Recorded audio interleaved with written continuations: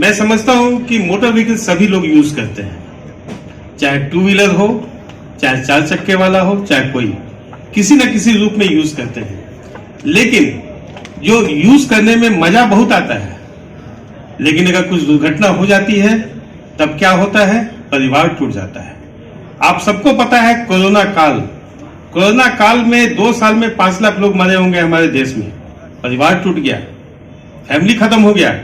और road accident में कितने मरते हैं उसका जानकारी है? 2022 में गवर्नमेंट ऑफ इंडिया के एक रिपोर्ट के मुताबिक 1,55,622 लोगों की सड़क दुर्घटना में डेथ हुई। 1,55,622।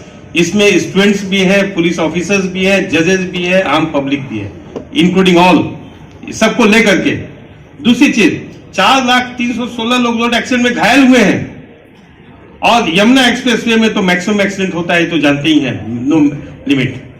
लेकिन मोटर व्हीकल को चलाने के पहले यह सोचना चाहिए कि एक्सीडेंट ही क्यों हो। Road safety means no accident. United Nations का भी था 1995-94 में, road safety means no accident. हम क्यों एक्सीडेंट लेकर क्लेम ट्रिब्यूनल की बात करें? क्यों नहीं हम सेफ्टी की बात करें कि कोई एक्सीडेंट ही ना हो और कोई भी एप्लीकेशन एमएससीटी में ना जाए। एक्सीडेंट से बचना है हमें, और उस एक्सीडेंट से बचने के लिए सिर्फ ड्राइवर दोषी नहीं है कि ड्राइवर को 279/304A में हम ऐसे एक्यूज बना दिए। नहीं, इसमें लॉ में भी चेंज होना चाहिए और हमें सोशल एक्टिविटीज को भी आगे आना चाहिए कि रोड एक्सीडेंट के कई कारण होते हैं। पहला कारण ड्राइवर का लापरवाही तो है ही, घटिया सड़कों का निर्माण, कहीं कहीं पॉटहोल्स बने हुए हैं, कहीं कहीं गड्ढे हैं। और अगर हाईवे में देखें आप तो सड़क अगर काली सड़क ऊंची है तो उसका कच्चा में 1 फीट का गैप रहेगा, कोई भी लोडेड ट्रक पलटी खा जाएगा। क्यों नहीं नेशनल हाईवे अथॉरिटी और जो हाईवे अथॉरिटी उनको भी एक्यूज बनाया जाए? क्यों, गलती तो उससे भी हो रही है। Tortious liability, spurious parts, duplicate parts, वो भी एक कारण है। लाइसेंस, खलासी लाइसेंस लेकर चला जाए, क्यों? क्योंकि उसका जाली लाइसेंस है, मार्केट में ओपनली जाली लाइसेंस बन रहा है, उस पर किसी का ध्यान नहीं है उसको पकड़ने का। सिर्फ फाइन कर देने से नहीं होगा। अब यहां पर पुलिस डिपार्टमेंट फाइन काटती है, चालान फोटो खींचती है, चालान हो गया। लेकिन उसको रोकने के लिए क्या उपाय किए जा रहे हैं, क्या जागृति की जा रही है, इसका कहीं कुछ नहीं है। स्कूलों में एजुकेशन की कमी है। बच्चों को मोटरसाइकिल जो चलाते हैं उनको नहीं मालूम कि ट्रैफिक लॉ क्या है। कार में हम जा रहे हैं और पीछे बाएं से आकर के सीधे दम दाहिना काटेंगे, बिना सिग्नल दिए मुड़ जाएंगे। इसका ट्रेनिंग कौन देगा? इसके लिए गार्जियन भी दोषी है और हम भी दोषी हैं, सब लोग दोषी हैं। 16 साल से नीचे के लोगों को मोटरसाइकिल नहीं चलाना है। 16 साल में विदाउट गियर का लाइसेंस मिलता है, लेकिन लोग 10 साल और 12 साल के बच्चों के साथ कार चलवाते हैं और कहते हैं मेरा बेटा तो कार चलाना सीख गया, देखो देखो देखो, शान के साथ कहते हैं। लेकिन अगर उस गाड़ी से दुर्घटना हो गई तब क्या होगा? मुआवजा कौन देगा, कैसे देगा? बहुत सी चीजें हैं। रही बात, डायरेक्ट हम आते हैं अब इंश्योरेंस पर।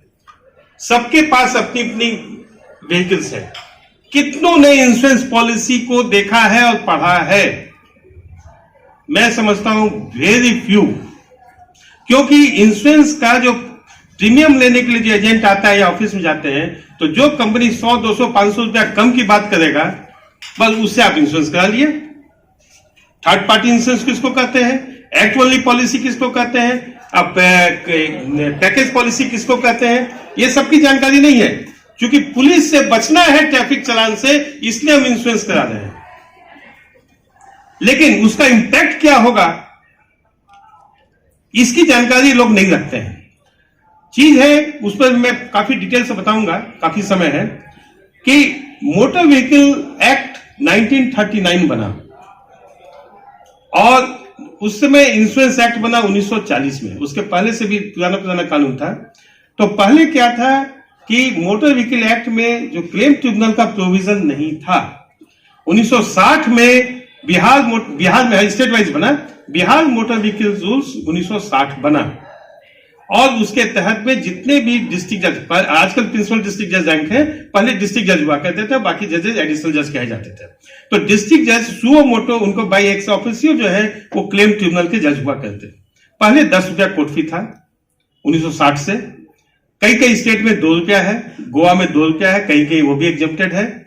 और 1992 में जो नया जो बिहार का मोटर व्हीकल रूल्स बना, उसमें मैक्सिमम कोर्ट फी 15,000 रुपया इंपोज कर दिया गया और क्लेम फाइल करने के समय मात्र 50% 7,500 रुपया दीजिए, और अगर उससे कम है तो उसी के मुताबिक दीजिए, अवार्ड होने के बाद फिर डिफरेंस देकर के अवार्ड लीजिए, वो अलग चीज है।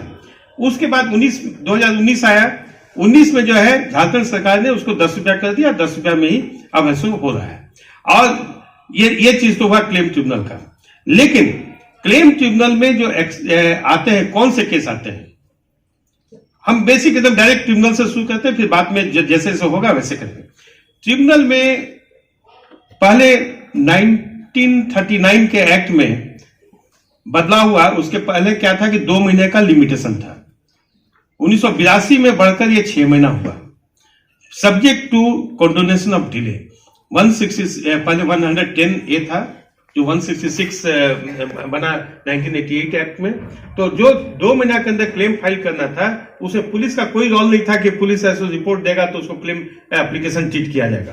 तो वो 1988 में जो हुआ 6 महीना हुआ, 6 महीना में जो है फिर उसमें भी मैक्सिमम किया गया 1 साल के अंदर। 6 महीना से 1 साल के अंदर अगर डिले कंडोन भी होगा तो मैक्सिमम प्लस 6 मंथ, उसके ज्यादा एक दिन भी नहीं। वो जो है सो फिर विनोद रायकर का एक सुप्रीम कोर्ट का जजमेंट आया, उसमें बहुत स्ट्रिक्ट उसमें जजमेंट आया। फिर 94 में अमेंडमेंट हुआ 14 नवंबर 1994 को। 14 नवंबर 1994 में जो नियम आया कि क्लेम फाइल करने का कोई लिमिटेशन नहीं, 5 साल के बाद भी लोग फाइल कर रहे हैं, 10 साल के बाद भी फाइल कर रहे हैं, 20 साल के बाद भी फाइल कर रहे हैं। फिर अब तो नए नए जजमेंट आ रहे हैं इसमें। वो जो है सो अब है सो 2019 में जो अमेंडमेंट आया, जो कि लागू हुआ है 2022 में, उसमें हो गया 6 महीने का लिमिटेशन, एक दिन भी ज्यादा नहीं। आयरनी कहां पर है कि ट्रेन एक्सीडेंट अगर होता है तो उसमें लिमिटेशन 1 साल है, वर्कमैन कंपनसेशन है तो उसमें 2 साल है, जिसको आजकल एम्प्लॉय कंपनसेशन कहते हैं, और मोटर व्हीकल जहां मैक्सिमम विक्टिम है वहां 6 महीना में इसको रेस्ट्रिक्ट कर दिया गया। पार्लियामेंट में इसमें आवाज उठाना चाहिए और सोशल एक्टिविस्ट को भी इसमें आगे आना चाहिए। अब इसमें जो है ये तो हो गया। नाउ अगर कोई केस फाइल 6 महीने के अंदर नहीं करता है तब क्या होगा? नेचुरली भाग बाई लिमिटेशन।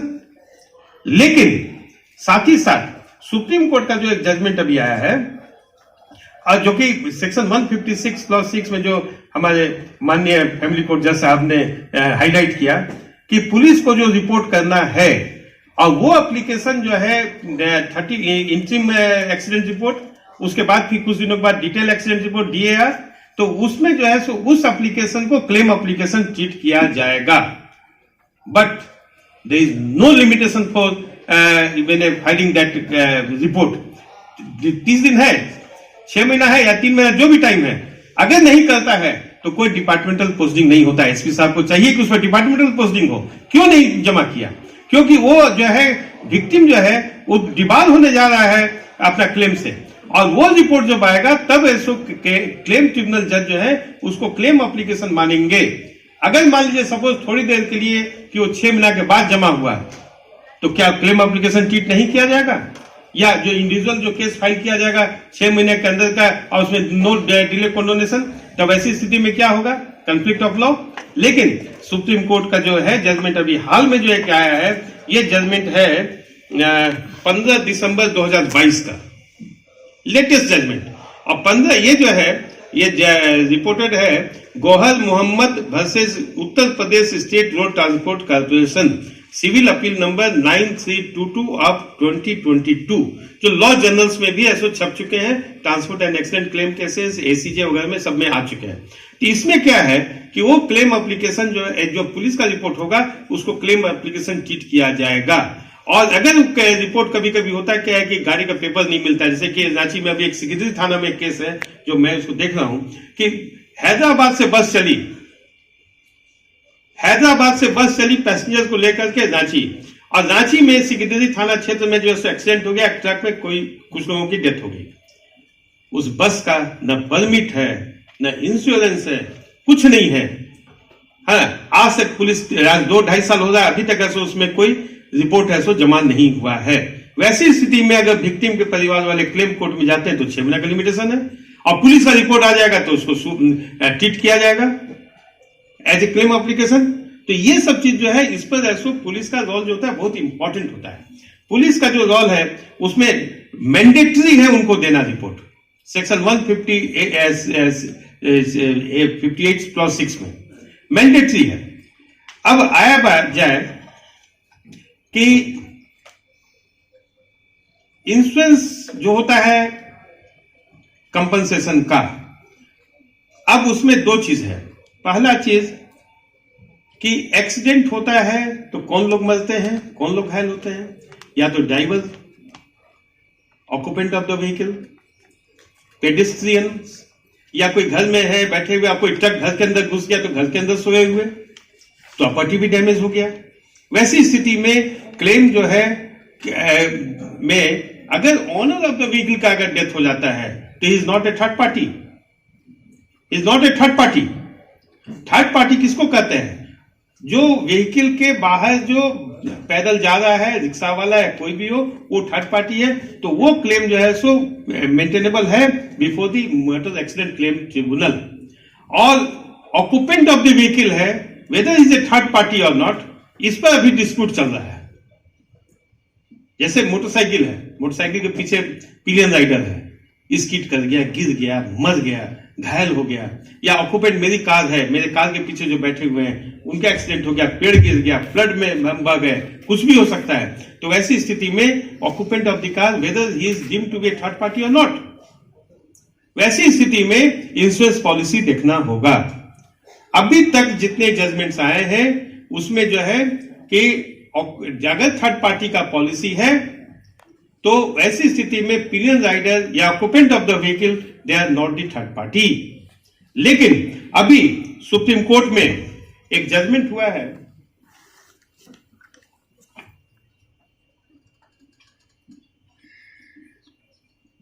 हाँ, जिसमें कि एक्ट पॉलिसी में ये जो है by honourable justice Hemant Gupta and honourable mister justice Vikram Nath, ये जजमेंट 25 अगस्त को हुआ है कि इस मैटर को लार्जर बेंच में रेफर किया गया है। लार्जर बेंच मतलब है कि कॉन्स्टिट्यूशन में जो 5 जजेस या 7 जजेस का होता है उसमें, जिसमें एक लाइन है कि however the question as to whether the third party includes all other persons other than the insured, who is the first party and the insurer, who is the second party. Therefore, all other persons who are neither the insured nor the insurer will be third party and will be covered by the act only policy. We have time of face reservation about the view expressed. Such question is required to be determined authoritatively. Therefore, the registry to place the matter before Honorable the Chief Justice of India to constitute a larger bench to consider the question of law as mentioned above by an appropriate bench. इसीलिए इस confusion से दूर बचने के लिए किसी को भी अपना थर्ड पार्टी इंश्योरेंस नहीं कराना चाहिए। आप फुल इंश्योरेंस कराइए, कंप्रेहेंसिव इंश्योरेंस कराइए। दोनों में अंतर क्या है कि थर्ड पार्टी का अगर पॉलिसी है तो इंजुरी डेथ छोड़कर मैं बात कर रहा हूं, तो अगर आपकी व्हीकल चोरी हो गई, आग लग गया, डैमेज हो गया, कुछ भी हो गया, स्ट्राइक एंड राइट में से डैमेज हो गया, तो थर्ड पार्टी में व्हीकल का डैमेज नहीं मिलता है और कंप्रेहेंसिव में मिलता है। कंप्रेहेंसिव में पूरा मिलेगा जो भी इसका नियम के मुताबिक ये है। और ओनर ऑफ द व्हीकल, अगर मान लीजिए मैं मोटरसाइकिल चला रहा हूं, अब मैं ही गाड़ी मालिक हूं और मुझको ही कोई गाड़ी वाला मार के भाग गया, या कोई पेड़ गिर गया, या स्किड हो गया, मैं गिर गया, माथा चोट लग गया, मैं मर गया, तो मेरे परिवार वालों को पैसा नहीं मिलेगा, एक पैसा भी मुआवजा नहीं मिलेगा, क्योंकि I am the first party. But कितने मोटरसाइकिल वाले जितने होंगे सबके पास होगा मोटरसाइकिल, आपने अपने पॉलिसी में पीए कवरेज का 375 रुपया पेमेंट किया है, जांच कर लीजिए।